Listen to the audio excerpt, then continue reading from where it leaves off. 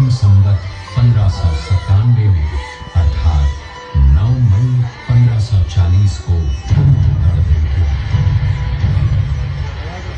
बाल्यकाल चित्तौड़गढ़ में गुजरा।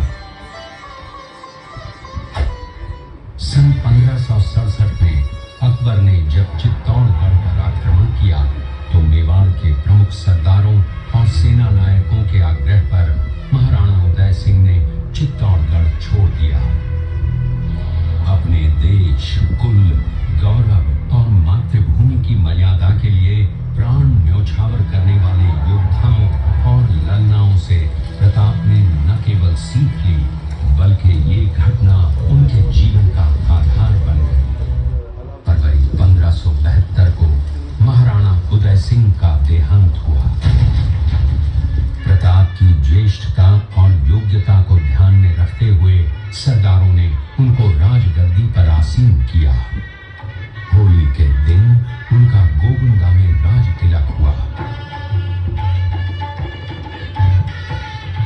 उस समय तक लगभग सभी राजाओं ने अकबर की अधीनता स्वीकार कर ली थी। एकमात्र महाराणा प्रताप ने अपना मस्तक अकबर के आगे नहीं झुकाया।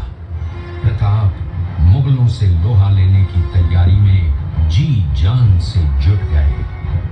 18 जून 1576 की सुबह हल्दी घाटी और खमनोर के मध्य एक मैदान में ऐतिहासिक युद्ध हुआ।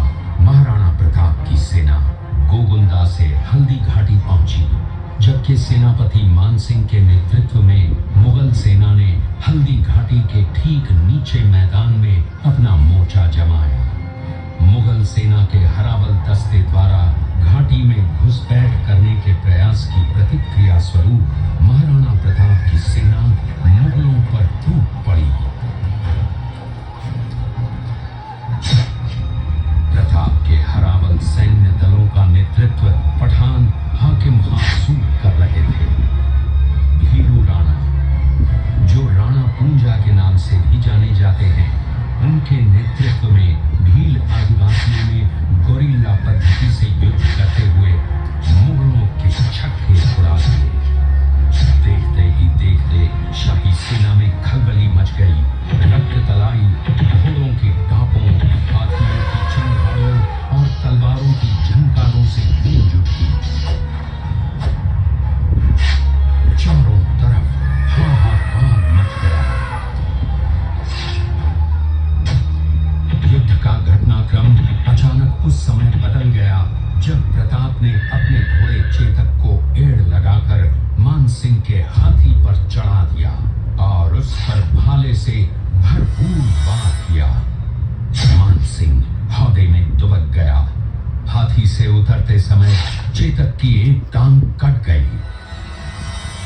इस स्थिति को भांपकर महाराणा प्रताप के हमशक्ल सेनापति झालामान ने महाराणा प्रताप से आज्ञा लेकर उनका राजमुकुट धारण किया।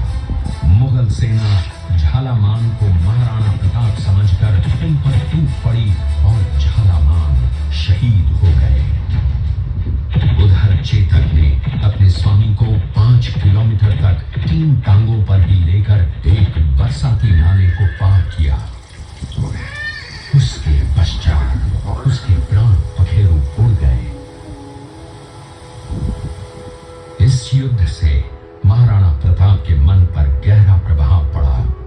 परिणाम स्वरूप उन्होंने मुगलों पर विजय प्राप्त करने तक राजसी ठाट बाट छोड़ने और पत्तों पर भोजन करने का प्रण लिया, जिसे उन्होंने जीवन भर निभाया। महाराणा प्रताप ने अपना सैन्य बल बढ़ाकर सर्वप्रथम अरावली पर्वत की घाटियों में बसे दिवेर पर चढ़ाई कर विजय प्राप्त की।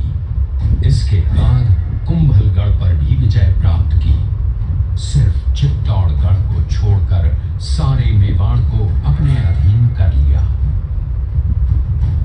कालांतर में महाराणा ने चावंड में अपनी राजधानी स्थापित की।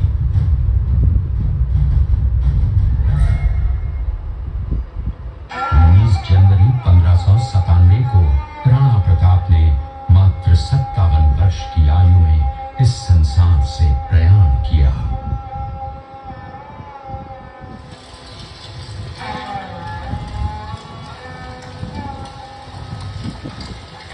हल्दी घाटी का युद्ध एक सांप्रदायिक युद्ध न होकर आत्मसम्मान, मातृभूमि की स्वतंत्रता व स्वाधीनता का संघर्ष था।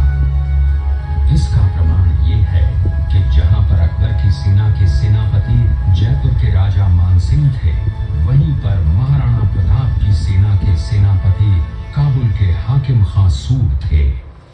महाराणा प्रताप स्वतंत्रता की वेदी पर एक ऐसा अंगारा था जो आत्मसम्मान व देश गौरव के लिए दिन रात जलता रहा, धधकता रहा और अंत में बुझकर भी उसने देश में ऐसा लौह भर दिया जिसकी प्रखर किरणों ने भारत माता को गुलामी की जंजीरों से मुक्त कराने के लिए सदा प्रेरित किया।